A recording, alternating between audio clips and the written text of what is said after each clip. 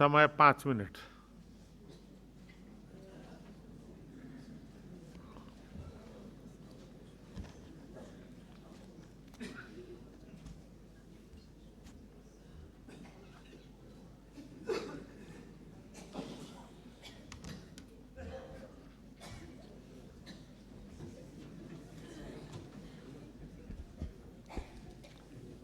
सम्माननीय सभामुखज्यू र सम्पूर्ण आज यो सभामा उपस्थित हुनुभएका मान्यज्यूहरू, सर्वप्रथम त म एउटा अचम्मको सांसदको रूपमा यहाँ आएको छु, किनभने म फरक छु, बोल्ने तरिका पनि फरक छ, काम गर्ने तरिका पनि फरक छ, सबै कुरा म प्राय सबैसँग मिल्दैन।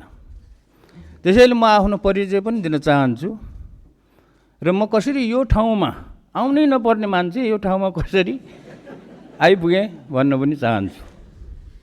म अमेरिकामा पढेर नेपालमा 2049 साल भाद्र महिनामा आएको र अहिलेसम्म 33 वर्षभन्दा बढी काटिसक्यो। एउटा झोला बोकेर पूर्णकालीन समाजसेवीको रूपमा काम गरिरहेको छु र म चाहिँ राजनीति गर्ने राजनीतिज्ञ होइन। म समाजसेवी हुँ र सेवी नै रहनेछु। सदनमा मेरो भूमिका पक्ष विपक्ष भन्दाखेरि पनि निष्पक्ष हुनेछ। समाजसेवी भएको हुनाले मलाई प्रतिनिधि सभाको चुनावमा उम्मेदवार हुने कुनै रहर पनि थिएन, मैले सोचेको पनि थिएन।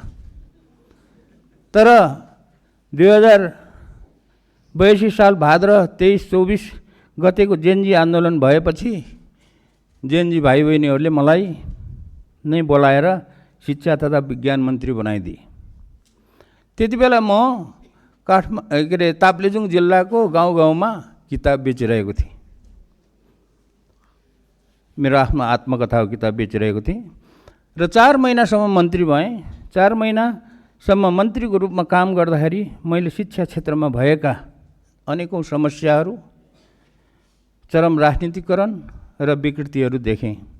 ती विकृतिहरूलाई हटाएर विद्यालय, कलेज र विश्वविद्यालयहरूमा विशुद्ध शैक्षिक वातावरण बनाउन प्रयास गरेको थिएँ। त्यसको लागि 3वटा विधेयकको मस्यौदा बनाएर अध्यादेश ल्याउन र 4वटा नियमावलीहरू ल्याउन प्रयास गरेको थिएँ। तर ती अध्यादेशहरू र नियमावलीहरू ल्याउन त्यति बेला काम चलाउ सरकार भएकोले जतिसुकै प्रयास गर्दाखेरि पनि सकिएन। ती अध्यादेशहरू र नियमावलीहरू त्यति बेलाको मन्त्री परिषदले अनुमोदन गरेर विधायन समितिमा पठाइसकेको थियो। माघ 6 गते प्रतिनिधि सभाको सदस्यको लागि नाम दर्ता गराउने 40 घण्टा अगाडि अर्थात् माघ महिनाको 4 गते बेलुकी 7 बजेसम्म पनि मैले ती अध्यादेशहरू र नियमावलीहरू ल्याउन टुप्पीदेखिको बल लगाएर प्रयास गर्दाखेरि पनि विधायन समितिबाट ती कामहरू अगाडि बढेनन्। त्यसैले मैले मन्त्री पदबाट राजीनामा दिएर म्याग्दीमा स्वतन्त्र उम्मेदवारको नाम दर्ता गराउन गएको हो। यसरी चुनावमा उठ्नै नपर्ने र उठ्नै नहुने मान्छे चुनावमा उठेको हुँ। म शिक्षा मन्त्री हुँदा ल्याउन खोजेको विधेयक र नियमावलीहरू सम्माननीय प्रधानमन्त्रीज्यूको शिक्षा हेर्ने टिमलाई माननीय सदस्य धर्मकेशी मार्फत गइसकेको छ। आज सदनमा उपस्थित हुनुभएका माननीय ज्यूहरूलाई छोटकरीमा भन्नुपर्दा ती विधेयक र नियमावलीहरू यस प्रकार थिए भनेर जानकारी दिन चाहन्छु। पहिलो अध्यादेश हाल भएका 18वटा विश्वविद्यालयहरूको व्यवस्थापन र सञ्चालनलाई राजनीतिकरणबाट मुक्त गरी पठन पाठनलाई प्रभावकारी बनाउन छाता कानुन बनाउने थियो। त्यसमा सम्पूर्ण विश्वविद्यालयहरूको कुलपति प्रधानमन्त्री हुने व्यवस्थालाई हटाएर योग्य र इमान्दार प्राज्ञिकहरूको समूहले विश्वविद्यालय सञ्चालन गर्ने भन्ने विधेयक थियो। विश्वविद्यालयलाई राजनीतिबाट मुक्त गर्न यो काम गर्नै पर्छ। दोस्रो अध्यादेश विश्वविद्यालयमा लेक्चरर, उपप्राध्यापक, सहप्राध्यापक र प्राध्यापकहरूको नियुक्तिमा भएको चरम राजनीतिकरणलाई हटाउन र योग्य व्यक्तिहरूलाई नियुक्त गर्न हाल प्रत्येक विश्वविद्यालयमा भएका 18वटा विश्वविद्यालय सेवा आयोगहरूलाई खारिज गरी लोकसेवा आयोग जस्तै एउटा मात्र सेवा आयोग गठन गर्ने भन्ने विधेयक थियो।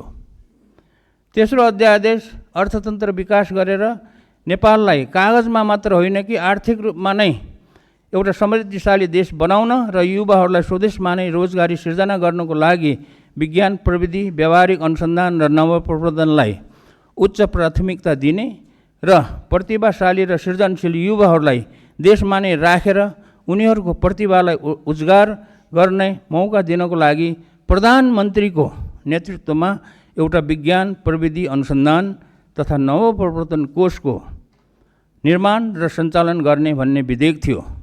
यो विधेयकको बारेमा मैले विगत 20 वर्षमा बनेका धेरै सरकारहरूलाई गरेको विनम्र अनुरोध भालुलाई पुराण सुनाएको जस्तो भएको थियो। अहिलेको सरकारले पक्कै पनि यो कुरा सुन्छ होला भन्ने विश्वास छ। यो सारा नेपालीको अनुरोध हो, मेरो मात्र अनुरोध होइन। 4. विज्ञान प्रविधिको विकास नगरिकन कुनै पनि देश आर्थिक रूपमा समृद्ध नहुने भएकोले नेपालमा एउटा छुट्टै र शक्तिशाली विज्ञान प्रविधि अनुसन्धान तथा नवप्रवर्धन मन्त्रालय खोल्नुपर्छ। त्यसलाई चलाउन सक्षम विज्ञहरू राख्नुपर्छ भन्ने मेरो भनाइ एउटा कानले सुनेर अर्को कानले नउडाइयोस् भन्ने मेरो विनम्र अनुरोध छ। यो कुरा म आफू नै शिक्षा तथा विज्ञान मन्त्री हुँदा जोडतोडले उठाएको थिएँ, तर त्यति बेला सफल हुन सकिएन। 5. विद्यालय शिक्षा सञ्चालनको जिम्मा स्थानीय सरकारलाई दिएको हुनाले विद्यालय शिक्षामा धेरै विकृतिहरू जन्मेका रहेछन्। यो कुरालाई ध्यानमा राखेर शिक्षा नियमावलीमा धेरै नै सुधार गर्नुपर्ने छ र सो कुरा मैले प्रयास गरेको हो, तर भएन। जस्तै उदाहरणको लागि विद्यालय व्यवस्थापन समितिको गठनमा राजनैतिक हस्तक्षेप हटाउने, योग्य प्रधानाध्यापकको नियुक्ति गर्ने, शिक्षकहरूको सरुवामा राजनीतिक प्रभाव हटाउने र दरबन्दी शिक्षकहरूको दरबन्दी बढाउने जस्ता। ल म सकिहालेँ, यति समापन गर्नुहोस्। म 1 मिनट दिनुहोस्। र 6 नम्बरमा यो सिटिभिटीलाई पुनर्संरचना गरी त्यहाँबाट पनि राजनीतिकरण नहटाएसम्म र नयाँ सिस्टम नबसालेसम्म त्यहाँबाट विद्यार्थीहरूले सिपमूलक प्राविधिक शिक्षा प्राप्त गर्न नसक्ने कुरा प्रष्ट पार्न चाहन्छु। अहिले त्यहाँ अधिकांश सैद्धान्तिक पढाइ मात्र हुने गरेको छ। त्यसको लागि मैले शिक्षा मन्त्रीको रूपमा चालेको कदमहरू पुरा भएनन्। अहिलेको छोटो समयमा सबै कुरा राख्न सकिनँ। ती गर्नै पर्ने सबै कुराहरू बेला बखतमा भन्दै गरौँला। अन्तमा राष्ट्रिय स्वतन्त्र पार्टीका सम्पूर्ण युवा भाइ बहिनीहरूलाई नेपालको इतिहासबाट एउटा अत्यन्तै महत्त्वपूर्ण पाठ सिक्नुहोस् भन्ने अनुरोध गर्न चाहन्छु। इतिहास यस प्रकार छ। नेपालीहरूलाई राजनीतिक स्वतन्त्र दिलाई नेपाललाई विश्वमा चिनिने गरेर एउटा समृद्धिशाली देश बनाउनको लागि विक्रम सम्वत 2070 सालको क्रान्ति, 2015 सालको संसदीय निर्वाचन, 2046 सालको वृहत जनआन्दोलन र 2063 सालको दोस्रो आन्दोलन शहीद मधेस आन्दोलन भएको थियो। ती आन्दोलनहरूले जनतालाई राजनीतिक अधिकार पनि दिलाएकै हो। त्यही अधिकार प्रयोग गरेर नेपाली जनताले अहिले राष्ट्रिय स्वतन्त्र पार्टीलाई झन्डै 2/3 बहुमतले जिताएको छ। राम्रो काममा मेरो पनि सम्पूर्ण साथ हुनेछ। तर नेपालीहरूले अपेक्षा गरे अनुसार भ्रष्टाचारीहरू, घुसखोरीहरू, लोभी पापी दलालीहरूको समाजमा गाडिएको ज्वरो उखाल्नको लागि हाम्रो समाजमा भएको नातावाद, कृपावाद, चाकरीवाद, चाप्लिसवाद जस्ता कुसंस्कारका दलदलमाबाट एकदमै टाढा रहनुहोस्। यदि पहिलेकै राजनीतिक दलहरूले जस्तै गरेर स्वतन्त्र पार्टी पनि नेपाली समाजको ती कुसंस्कारहरूमा फस्यो भने भाद्र 23-24 गतेको जेनजी आन्दोलन पनि कालान्तरमा असफल हुनेछ। ल धन्यवाद छ। अनि अन्तमा एउटा कुरा, यहाँ आजको कार्यसूचीमा मैले एउटा देखेको थिएँ, एउटा यो अध्यादेश रहेछ। यसमा थप कुरा के गर्न चाहन्छु भने अध्यादेश मतदाता नामावली पहिलो संशोधन अध्यादेश 2082 भन्ने रहेछ। त्यसमा चाहिँ म के भन्न चाहन्छु भने अब आउने 2084 को प्रदेश र स्थानीय सरकारको चुनावमा विदेशमा काम गर्ने सम्पूर्ण वैधानिक नेपाली नागरिकहरूले पनि भोट दिन पाउने व्यवस्था होस् भन्ने कुराको अनुरोध गर्न चाहन्छु। किनभने यो कुरा मैले गत फागुन 21 गतेको चुनावमा पनि व्यवस्था होस् भनेर म आफू मन्त्री हुँदा पनि पटक पटक प्रयास गरेको हो, त्यो हुन सकेन। र धन्यवाद छ।